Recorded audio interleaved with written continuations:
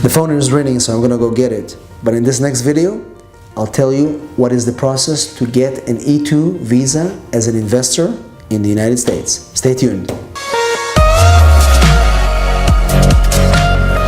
Hello everybody, this is Jacob here, an immigration attorney based in San Diego, California.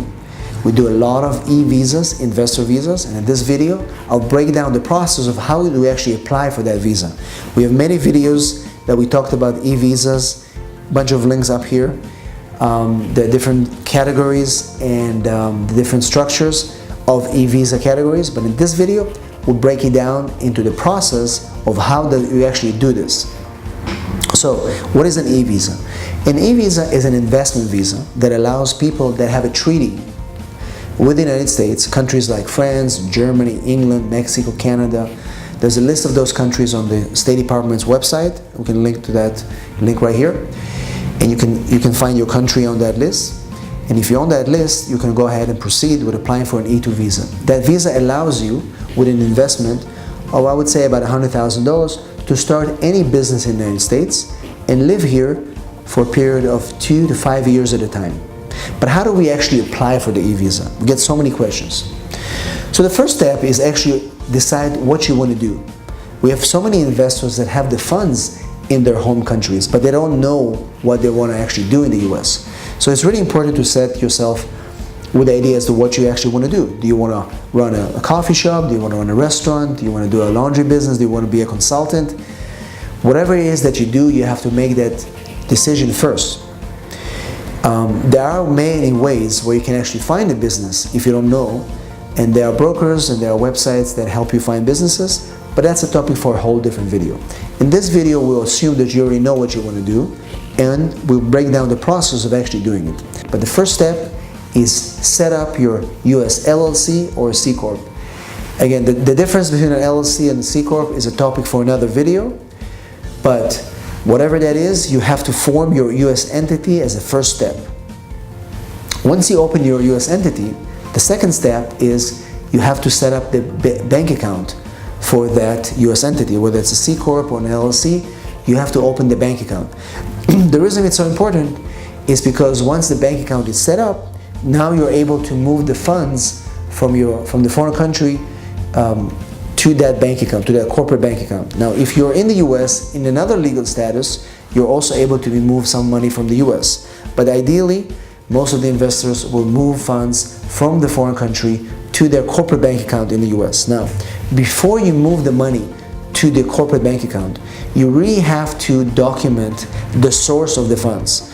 One of the key elements of an e-visa, investment visa, is to prove where did the money come from. How do you document the source of the funds? So, take for example, you had a real estate property in your foreign country and you sold it recently, say the last year. If you can document the deed of sale, or if you can show that the money moved from the seller to the escrow account, to your bank account, or if you had money in investment stocks and you sold those stocks and you took the cash and you moved them to the US. Whatever it is, it's very important to document the origination of the funds, that you had control of those funds, and then those funds move from your control to your corporate bank account in the US. Once the money is in the US, you're now in the period of investment. Now, if you're in the foreign country, you're able to enter the US either as a visitor on a B1 visa, or if you're from a European country, you can come on an ESTA as a ESTA visitor to be able to set up your business. You can potentially try to lease an office space or warehouse or whatever the business is. You can sign that lease. Those are activities that are authorized on a visitor visa for business purposes, as long as you declare that upon entry that you're coming to do that in lieu of your E2 visa.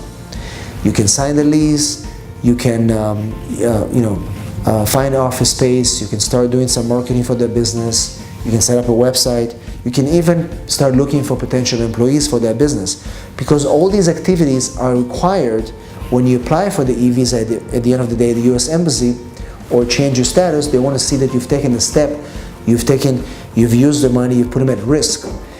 One of the reasons why e-visas are getting denied is because the US Embassy or the consulate or the immigration officer feel that your investment is not at risk, or it's too marginal because you have not used enough of the funds that are in the bank account.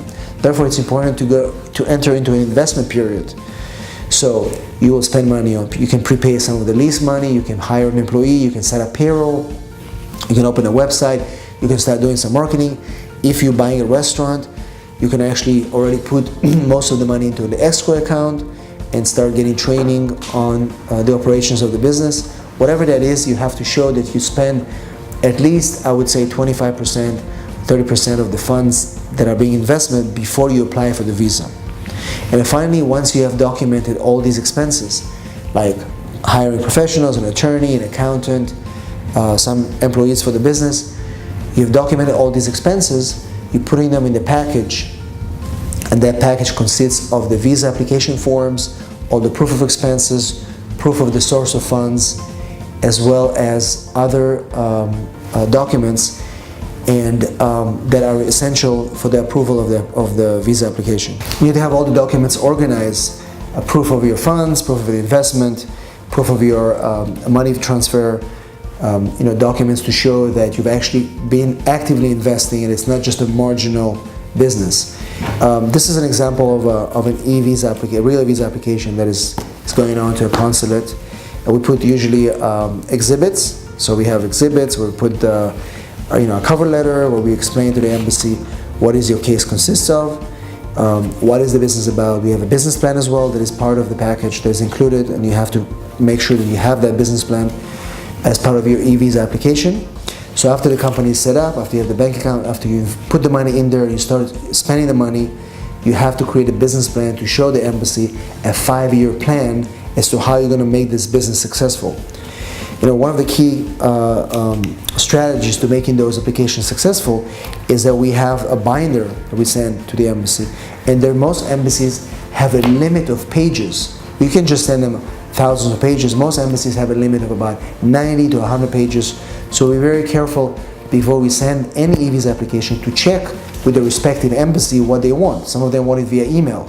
Some of them want it in a special binder like this.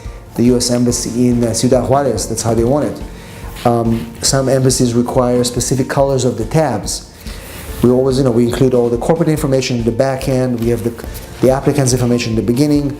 We have the business plan inside the case. Everything is hole punch and exhibit. We make it very, very easy for the consular officer to understand what is this case about in a very organized and easy to understand manner, so then they know once they review this case, they only have about 10 minutes per application, then they are able to issue a favorable decision and approve the applicant. So once again, forming the company, bank account, moving the money, proving the source of the fund, starting to spend the money, having all these documents organized in a binder like this, having a strong business plan, 5-year business plan, which we, in this case, we always create our own business plans. And finally, we ship the case to the embassy based on their requirements. We check every embassy to see what they need, and we are very, very customizing all these applications per the embassy. It's very important to do that because every post requires their own way of presenting the e-visa. But all along, if you have a good investment, if you have a good strategy, if your business plan is strong enough, e-visas is an amazing visa to obtain to start your business in the United States, so you can run a business, live on your own terms. If you have a spouse, that spouse can work with a special work authorization that is issued once you get your visa. And typically most of these e-visas are issued for a period of about 5 years with an indefinite renewal as long as your business operates. So it's one of my favorite visas. I love it. We have very, very high approval rates. So if you have questions about the e-visa, make sure you post them in the comments below. We have a few more links for some of our favorite E2Visa videos. And don't forget to subscribe to our channel, weekly videos about tips and tricks and information that will make your immigration process very successful. And if you have any topics that you want to see videos created, please let me know. Thanks for watching, and we'll see you in our next video.